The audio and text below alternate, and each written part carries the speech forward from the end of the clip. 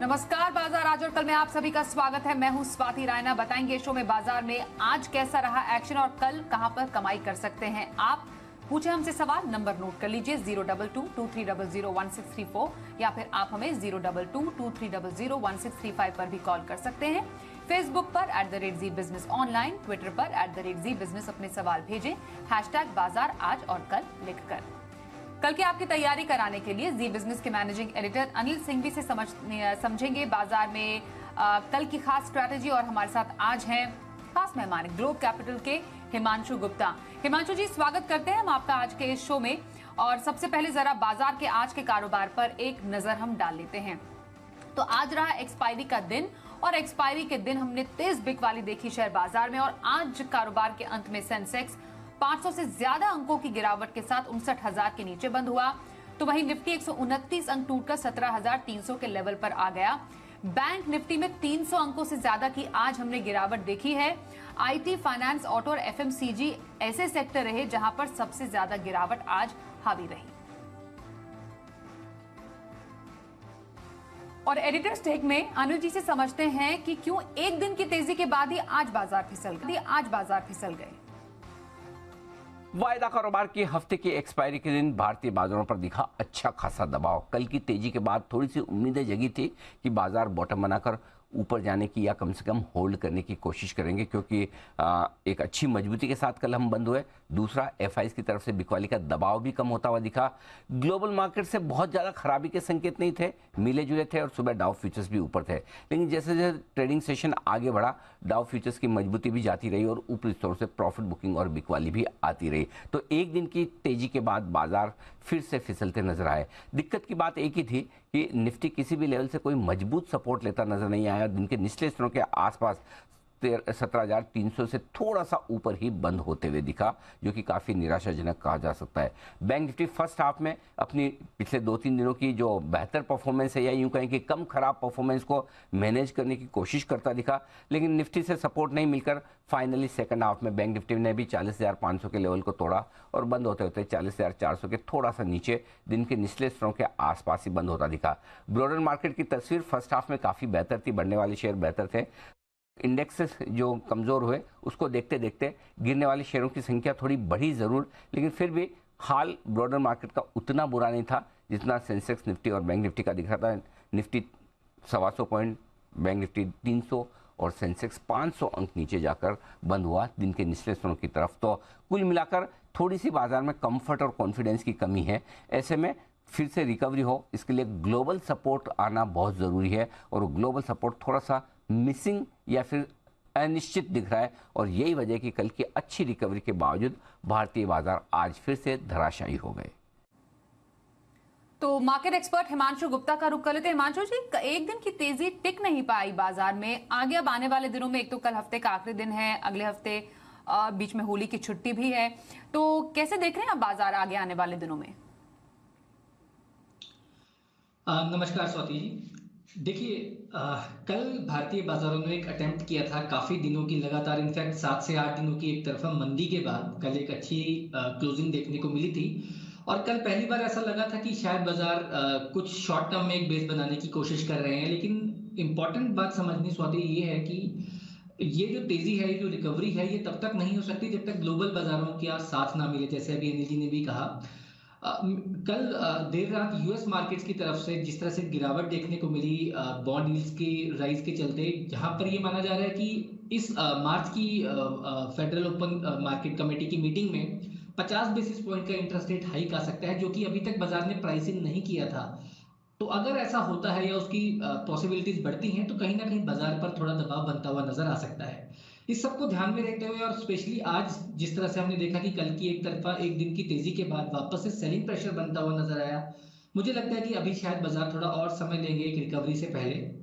और अगर कुछ मैं लेवल्स की बात करूं, तो जब तक हम 17,450 एक बहुत शॉर्ट टर्म एक पहला लेवल रहेगा साइकोलॉजिकल रेजिस्टेंस, 17,450 17,500 के ऊपर नहीं जाते, तब तक मुझे लगता है कि हर उछाल पर बिकवाली देखने को मिल सकती है।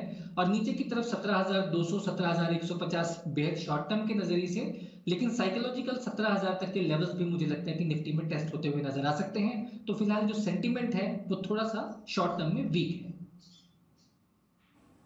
ओके, तो शॉर्ट टर्म में सेंटिमेंट्स आपको वीक नजर आ रहे हैं। इनफैक्ट अगर हम पोजिशनल व्यू लेकर चले इस बाजार में, तो कौन सा स्टॉक आपको पसंद आ रहा है हिमांशु? तो स्वाति देखिए, पोजिशनल मुझे लगता है कि कंस्ट्रक्शन एक ऐसा सेक्टर और ऐसा स्पेस है जहां पर हमारी नजर बनी हुई है। इस स्पेस में स्टॉक्स ने एक अच्छी तेजी भी दिखाई है, लेकिन अभी भी मुझे लगता है कि यहाँ से अच्छी तेजी पोजिशनल तौर पर देखने को मिल सकती है। और इसी स्पेस से एक स्टॉक जो मुझे पसंद है वो है एनसीसी, यानी कि नागार्जुना कंस्ट्रक्शंस। एक काफी अच्छी कैश सेगमेंट की स्टॉक है जिसकी काफी अच्छी फंडामेंटल्स हैं, बहुत स्ट्रांग ऑर्डर बुक है और टेक्निकल चार्ट्स पर यानी कि तकनीकी पैरामीटर्स पर भी काफी स्ट्रांग लगता है। करंटली लगभग 91 रुपए के आसपास ये स्टॉक ट्रेड करता है। मेरा ऐसा मानना है कि अगर आने वाले 4 से 6 महीने का नजरिया है तो इस स्टॉक में लगातार निवेश किया जा सकता है, गिरावट पर और खरीदारी करी जा सकती है और ऊपर में 125-130 रुपए तक के लक्ष्य एनसीसी में आते हुए नजर आ सकते हैं। स्टॉप लॉस के तौर पर 83 यानी कि 83 रुपए के नीचे का एक स्टॉप लॉस लगाकर खरीदारी करके चलने की सलाह रहेगी। एनसीसी पोजिशनल खरीदारी का स्टॉक हिमांशु गुप्ता की राय है। लॉन्गर टर्म के लिए आपको कौन सा स्टॉक लगता है किसी को अपने पोर्टफोलियो में ऐड करना चाहिए? जी बिल्कुल, देखिए एक सेक्टर और एक ऐसा सेक्टर है जो कि बाजार की इस वॉलेटिलिटी के बावजूद भी लगातार नए हाइज बनाता हुआ आया है और हमने इस चैनल पर जी बिजनेस पर लगातार सभी पैनलिस्ट ने इस सेक्टर्स के काफी स्टॉक्स पहले भी सुझाए हैं। तो जो स्टॉक मुझे आज भी पसंद है लॉन्ग टर्म के लिए वो है एबीबी, जो कि एक capital goods industrial machinery sector का एक काफी अच्छा लीडिंग प्लेयर है, डोमिनेंट प्लेयर है। एबीबी का हम अगर चार्ट देखते हैं तो काफी पॉजिटिव लगता है। 3320-3321 रुपए के आसपास के करंट लेवल्स हैं। फंडामेंटली जिस तरह से ये स्टॉक्स, ये सेक्टर्स में जिस तरह से कैपिटल एक्सपेंशन देखने को मिल रही है, जिस तरह से स्ट्रॉन्ग ऑर्डर बुक है, मेरा ऐसा मानना है कि आने वाले 1 से 2 साल के नजरिए से भी इस पूरे ही सेक्टर में और इस पर्टिकुलर स्टॉक में एक अच्छी तेजी बनती हुई नजर आ सकती है। तो इस स्टॉक में करंट लेवल्स पर भी निवेश किया जा सकता है और लगातार अगर कोई गिरावट मिलता है बाजार के वॉलेटाइल टाइम्स में तो वहां पर पोजीशन को ऐड करके चलने की सलाह रहेगी। 3500 से लेकर 3800 तक के टारगेट्स मेरा ऐसा मानना है कि लॉन्ग टर्म में एबीबी में देखने को मिलेंगे और यहाँ पर 3200 के नीचे का एक क्लोजिंग बेसिस पर स्टॉप लॉस लगाकर इस पोजीशन में खरीदारी करके चलने की सलाह है। लॉन्ग टर्म की खरीदारी एबीबी में करने की सलाह आ रही है हिमांशु गुप्ता की तरफ से। आइए अब कुछ कॉलर से बात करें। हमारे साथ पहले लाइव कॉलर हैं राजस्थान से शैलेंद्र। शैलेंद्र जी, स्वागत करते हैं आपका शो में। बताइए कौन से स्टॉक पर है आपका सवाल? जी शैलेंद्र जी, सवाल पूछिए। जी गुड इवनिंग मैडम, मेरा पूना वाला फिनकॉर्प है 1000। हेलो 1000 क्या है, खरीदे? 286 का है और एसबीआई है। और कब तक का व्यू रख रहे हैं? 6 महीने, साल भर। दूसरा कौन सा स्टॉक बोला था आपने? एसबीआई का है मैडम 532 पे है। बाइंग कितनी है? 200 है, 200। हेलो 532 की बाइंग है, ठीक है। और ये भी ये कितने व्यू, कब तक का व्यू है इसमें? ये भी 6 महीने का है, 6 मंथ। ओके, 6 महीने के व्यू के लिए पूना वाला फिनकॉर्प और एसबीआई, ये दोनों काउंटर आपको कैसे लग रहे हैं हिमांशु? शैलेंद्र जी देखिए, दोनों ही स्टॉक्स आपने अच्छे पेडिग्री के सिलेक्ट किए हैं, दोनों ही स्ट्रॉन्ग फंडामेंटल्स वाली कंपनीज हैं। पहले अगर मैं पूना वाले की बात करता हूं तो बहुत ही लीडिंग एक एनबीएफसी है जो कि काफ़ी अच्छा ऑर्डर लोन ग्रोथ बुक यहाँ पर देखने में मिला है। बहुत ही स्ट्रॉन्ग लोन डिसबर्समेंट है और बहुत स्ट्रॉन्ग बैलेंस शीट भी है। टेक्निकल पैरामीटर्स पर भी स्टॉक ने बहुत अच्छा किया है, बाजार के कंपैरेटिवली काफ़ी अच्छी आउट परफॉर्मेंस देखते हुए नजर आई है। जहां तक ट्रेडिंग के लिहाज से शॉर्ट टर्म की बात है या अगर 3 से 4 महीने का भी व्यू है तो मुझे लगता है कि क्लोजिंग बेसिस पर 275 से 280 के बीच में आपका स्टॉप लॉस रहना चाहिए और इस पोजीशन में बने रहने की सलाह रहेगी। अगर बाजार थोड़ा सा यहाँ से फिसलता है 17,000 की तरफ जाता है तो देखिए बाजार में ब्रॉडली सभी स्टॉक्स में करेक्शन देखने को मिल सकती है, लेकिन उस समय मेरी सलाह ये रहेगी कि आपके ये जो पूना वाला स्टॉक है या फिर एसबीआई है, ये दोनों ही स्टॉक्स ऐसे हैं कि आप गिरावट में इन स्टॉक्स में ऑलरेडी खरीदारी करके इसमें पोजीशन को ऐड कर सकते हैं। तो बिल्कुल पूना वाला में बने रहें 275-280 के स्टॉप लॉस के साथ। और अपसाइड में मुझे लगता है कि एक बार स्टॉक 320-325 के ऊपर निकलता है तो 400 रुपए तक का भी मूव आने वाले 6 से 8 महीने में देखने को मिल सकता है। जहां तक एसबीआई की बात है, एक अच्छी तेजी के बाद स्टॉक में करेक्शन देखने को मिली है। ट्रेडिंग के नजरिए से मुझे लगता है कि 500 रुपए का एक बेहद स्ट्रॉन्ग साइकोलॉजिकल सपोर्ट है। कोई गिरावट मिलती है तो उन लेवल्स पर स्टॉक को ऐड करें। ऑलरेडी एक अच्छी करेक्शन देखने को मिली है, मुझे लगता है कि बैंक्स यहां से आगे भी अच्छी परफॉर्मेंस दिखा सकते हैं। ओके, तो पूना वाला फिनकॉर्प, एसबीआई दोनों में बने रहने की आपके लिए सलाह रही है। बिहार से कौशल मिश्रा हमारे साथ है। कौशल जी नमस्कार, बताइए कौन से स्टॉक से आपके पास? Good evening ma'am. मैम हमारे पास यूको बैंक का शेयर मैम, क्वांटिटी है 2727 और हमने एवरेज किया हुआ है 32-35 पे मैम, और अभी तो लगभग 21-22% डाउन है, तो क्या कर सकते हैं मैम? यही सवाल था मेरा। कब तक आप होल्ड करना चाह रहे हैं यूको बैंक को?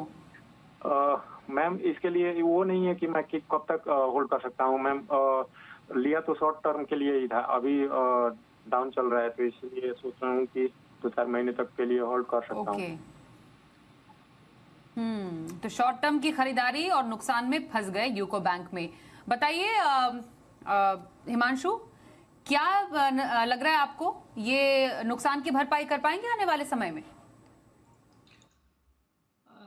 देखिए, इनकी जो खरीदारी का भाव था वो लगभग 300% के स्टॉक में जब रैली कर दी थी 12 से 36 रुपए स्टॉक हो गया था, उसके आसपास इन्होंने स्टॉक में खरीदारी करी है। और ऑफ कोर्स हम सब ये सब जानते हैं कि एक बड़े गेन के बाद स्टॉक्स में कई बार ऐसा होता है कि बाजार में जो तेजी आती है उसके चलते स्टॉक्स में शॉर्ट टर्म में अपने फंडामेंटल से ज्यादा बड़ा रनअप देखने को मिलता है, और बाजार की करेक्शन जब आते हुए नजर आई तो स्टॉक में भी अपनी एक नॉर्मल कोर्स ऑफ करेक्शन देखने को मिल रही है। अब जहां तक आगे का सवाल है कि इसमें बने रहें या इससे निकले, तो मुझे लगता है कि all in all PSU banks का जो वर्स्ट था वो शायद निकल चुका है, और आज की डेट में भी काफी अच्छे पीएसयू बैंक्स जो अगर मैं यूको बैंक की भी पर्टिकुलरली बात करता हूं तो कहीं ना कहीं बहुत ज्यादा महंगा नहीं है, अपनी अच्छी अट्रैक्टिव वैल्यूएशन पे ट्रेड करता है। तो समय इनको देना पड़ेगा। मुझे लगता है कि जब भी बाजार की साइकिल दोबारा अप ट्रेंड लेगी तो वापस से पीएसयू बैंक्स में तेजी बनते हुए नजर आ सकती है, तो इनको अपना भाव जरूर मिलता हुआ नजर आ सकता है। हाँ, लेकिन ये है कि इनको कुछ समय देना पड़ेगा, हो सकता है 1 से 2 साल इंतजार करना पड़े। तो एक स्ट्रेटजी ये रह सकती है कि अगर ये स्टॉक इनको 20 से 22 रुपए तक नीचे मिलता है बाजार की करेक्शन में, तो थोड़ी क्वांटिटी और ऐड की जा सकती है और इसको समय दें। मुझे लगता है कि इनको एक बेटर एग्जिट का रेट मिल सकता है। ओके, थोड़ा इंतजार करें यूको बैंक में। सलाह आपके लिए आ रही है हिमांशु जी की तरफ से। अकोला से मनोज हमारे साथ है। नमस्कार, बताइए क्या सवाल है आपका? नमस्कार मैडम, मेरे पास पॉलीप्लेक्स के 50 शेयर है, 1560 रुपए के भाव से लिए हुए हैं। 6 से 9 महीने रुक सकता हूँ मैं। कब? पॉलीप्लेक्स के 6 से 9 महीने का नजरिया पॉलीप्लेक्स पर है। नुकसान काफी है, ऊंची खरीद भी है। हिमांशु, 6 महीने का नजरिया नुकसान की भरपाई करने के लिए काफी है? स्वाति, देखिए बहुत स्ट्रॉन्ग स्टॉक है। अगेन ये भी बहुत जबरदस्त बुल रन स्टॉक में देखने को मिली है, और एक बड़ी तेजी के बाद यूजुअली प्राइस और टाइम करेक्शन स्टॉक्स में देखने को मिलती है। तो ऑलरेडी अपने रीसेंट हाई से स्टॉक आधा हो चुका है, 1370 रुपए के आसपास है, लेकिन मुझे लगता है कि अभी थोड़ी सी स्टॉक में गिरावट और देखने को मिल सकती है। मेरा ऐसा मानना है कि स्टॉक में एक बहुत इंपॉर्टेंट सपोर्ट है लगभग 1200-1150 रुपए के आसपास। तो मेरा ऐसा मानना है क्योंकि एक स्टॉक ऑलरेडी एक बहुत बड़ी करेक्शन दिखा चुका है और यहाँ से 100-150 रुपए के नीचे एक बहुत अच्छा सपोर्ट है। फिलहाल स्टॉक को होल्ड करें और 1200 रुपए के आसपास स्टॉक में खरीदारी कर सकते हैं, क्योंकि इनके पास कोई बहुत बड़ी पोजीशन नहीं है। तो अगर चाहे तो उन लेवल्स के आसपास एवरेज करें, स्टॉक को होल्ड करें, स्ट्रॉन्ग फंडामेंटल्स हैं। मुझे लगता है कि आने वाले 6 से 8 महीने में इनको एग्जिट के लिए एटलीस्ट 1700 से 1800 रुपए तक का भाव मिलने की पॉसिबिलिटीज हैं। बिल्कुल सर। आइए अब अगले कॉलर से बात करें। हमारे साथ इस वक्त फोन लाइन पर है कोलकाता से अभिजीत दत्ता। अभिजीत जी नमस्कार, कौन सा स्टॉक है आपके पास? गुड इवनिंग मैडम, मेरे पास केईआई इंडस्ट्री का 50 शेयर है 1300 के लेवल पे। मैंने पहले भी फोन किया था, अभी क्या करूं मेरी मैडम बोलिए। मैं लॉन्ग टर्म के लिए होल्ड करना चाहती हूँ। ओके, लॉन्ग टर्म के लिए केईआई इंडस्ट्रीज कैसा लग रहा है हिमांशु आपको? केईआई इंडस्ट्रीज, इनकी 1300 रुपए की खरीद है स्वाति जी, राइट? 1300, यस। तो पहले तो देखिए काफी अच्छी इनको ऑलरेडी प्रॉफिट हो रहा है, क्योंकि देखिए एक बात जो फैक्ट है वो ये है कि पिछले 6 से 8 महीनों में कैश सेगमेंट के स्टॉक स्पेशली मिड कैप और स्मॉल कैप्स में एक भारी गिरावट देखने को मिली है। तो बहुत हैंडफुल ऑफ स्टॉक्स हैं जो कि इस वॉलेटाइल टाइम्स में भी अपने जो गेन्स हैं होल्ड कर रहे हैं और लगातार हाइज बना रहे हैं। तो मुझे लगता है कि जल्दबाजी ना करें, इससे निकलने की एक आपका विनिंग स्टॉक है, इसको राइड करें, चलते रहने दें। अगर मैं सिर्फ लेवल्स की बात करूं तो मुझे लगता है कि 1450-1500 रुपए इस स्टॉक के लिए काफी इंपॉर्टेंट सपोर्ट है। और कभी भी अगर ये स्टॉक उन लेवल्स के पास आता है तो मुझे लगता है उन लेवल्स से सपोर्ट लेके वापस इस स्टॉक में ऊपर के लेवल्स देखने को मिलेंगे। होल्ड करें, मेरा मानना है कि आने वाले कुछ समय में स्टॉक में 2000 तक के लेवल्स देखने को मिल सकते हैं। और अगर चाहें तो स्टॉप लॉस को ट्रेल करें, 1500 रुपए के आसपास का अपना स्टॉप लॉस लगाएं। ओके, तो स्टॉप लॉस जरूर लगाएं। केआई इंडस्ट्रीज में बने रहने की सलाह आपके लिए आ रही है हिमांशु गुप्ता की तरफ से। आइए अब आगे बढ़ते हैं और अमृतसर से गुरजंत सिंह हमारे साथ है। नमस्कार, बताइए कौन सा स्टॉक है आपके पास? गुड इवनिंग मैम, मेरे पास गति के 575 शेयर है, प्राइस ऑफ 132। तो उसके ऊपर मेरे को होल्ड करने का है या उसको उससे बेच के निकल जाऊं? होल्ड करें या निकले? गति के क्या फंडामेंटल्स आपको नजर आ रहे हैं हिमांशु यहाँ पर? मैं ये जानना चाहूंगा स्वाति, जवाब देने से पहले कि नजरिया कितने समय का है, अगर ये ट्रेडिंग के लिए लिया है या लॉन्ग टर्म इरादा है? गुरजंत, व्यू क्या है आपका, कब तक रखना चाह रहे हैं? मैडम ज्यादा से ज्यादा 6 मंथ तक रख सकता हूँ। 6 महीने का नजरिया? ठीक है। देखिए सर, मेरी आपके लिए सलाह ये रहेगी कि अभी इस स्टॉक में फिलहाल एक करेक्शन देखने को मिली है। 110 रुपए के आसपास एक अच्छा सपोर्ट है। अगर स्टॉक 110 के लेवल को तोड़ता है तो मुझे क्योंकि आपका 6 ही महीने का सिर्फ नजरिया है तो स्टॉक से निकलने की सलाह रहेगी। अगर लंबा नजरिया होता तो मैं आपको होल्ड करने की सलाह दे सकता था, क्योंकि all in all overall chart setup structure positive है और हमने देखा कि लॉजिस्टिक्स से जुड़े स्टॉक्स में वापस से एक ट्रैक्शन भी बनता हुआ नजर आ रहा है। तो अगर लंबे अवधि का नजरिया है तो बने रहें, लेकिन अगर 4 से 6 महीने का ही सिर्फ इरादा है तो 110 रुपए का स्टॉप लॉस होल्ड करें, लगाएं और फिलहाल होल्ड करें।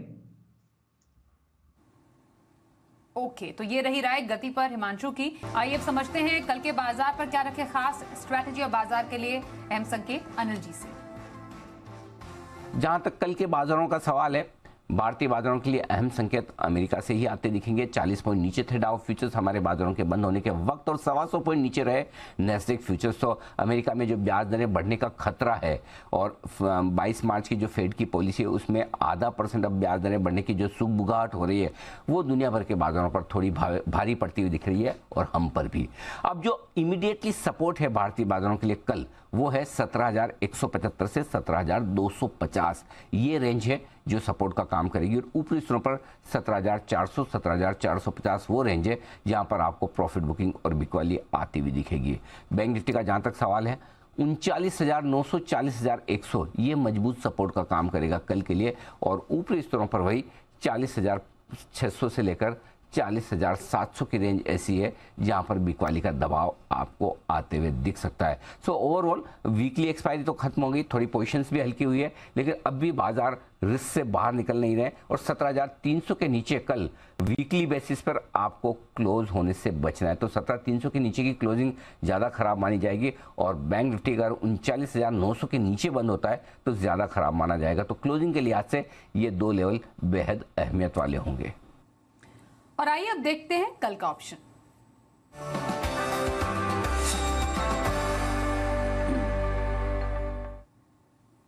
और कल के ऑप्शन स्ट्रैटेजी के लिए बात करते हैं चॉइस ब्रोकिंग के सुमित बगड़िया से। सुमित जी, स्वागत करते हैं। कल के बाजार में कहां पर नजर आ रहे हैं आपको मौके? नमस्कार स्वाति, गुड इवनिंग। देखिए कल के बाजार में 2 ऑप्शन का स्ट्रेटेजी है मेरे पास। आज का मार्केट का रुख देखते हुए लगता है कि नीचे का मूव भी देखने को मिलना चाहिए, तो दोनों स्ट्रेटेजी पुट साइड की होगी, मंदी के साइड की। पहला स्टॉक है ऑटो सेक्टर का M&M। महिंद्रा एंड महिंद्रा का 1260 का पुट 30 रुपए के आसपास लेने का सलाह रहेगा। 22 रुपए का इसके अंदर नीचे में स्टॉप लॉस लगाना है और टारगेट ऊपर में 40 से 45 रुपए तक के देखने को मिल सकते हैं। ये पहला स्ट्रेटेजी। दूसरा स्ट्रेटेजी बाटा। बाटा का स्ट्रक्चर वीक है, चार्ट पे स्टॉक वीक लग रहा है, बाटा में और गिरावट देखने को मिल सकती है। इसके लिए 1400 का पुट 37 रुपए के आसपास लेने का सलाह रहेगा। 27 रुपए का इसके अंदर नीचे में स्टॉप लॉस लगाना है और ऊपर में टारगेट 50 रुपए से लेके 60 रुपए तक के देखने को मिलने चाहिए। ये 2 स्ट्रेटेजी रहेगी, दोनों मंदी की तरफ की है, दोनों में पुट लेने का सलाह रहेगा। जी धन्यवाद करेंगे सुमित कल के लिए ऑप्शन स्ट्रैटेजी के लिए। और हिमांशु, कल के बाजार में कोई स्टॉक आपकी खास पसंद? बिल्कुल स्वाति, तो मुझे लगता है कि पावर से जुड़े स्टॉक्स में स्पेशली पीएसयू स्टॉक्स एक ऐसा स्पेस है जहां पर इस वॉलेटाइल टाइम्स में अच्छे रिटर्न्स बनते हुए नजर आ रहे हैं। तो यहीं से एक स्टॉक मैंने चुना है कल के लिए, REC। यहाँ पर खरीदारी करेंगे, 115.75 का आज का क्लोज है। यहाँ पर खरीदारी करके चला जा सकता है 120-122 रुपए तक के टारगेट्स के लिए, और 113 रुपए का यहाँ पर एक स्टॉप लॉस लगाकर इस तेजी की पोजीशन में ट्रेड करने की सलाह रहेगी। ओके, तो इंट्राडे REC लिमिटेड में खरीदारी की सलाह हिमांशु की। बहुत धन्यवाद करेंगे, आप हमारे साथ आज के इस खास कार्यक्रम में शामिल हुए। बाजार आज और कल में बस इतना ही। वक्त एक ब्रेक का हो गया है, बने रहिए हमारे साथ और देखते रहिए जी बिजनेस।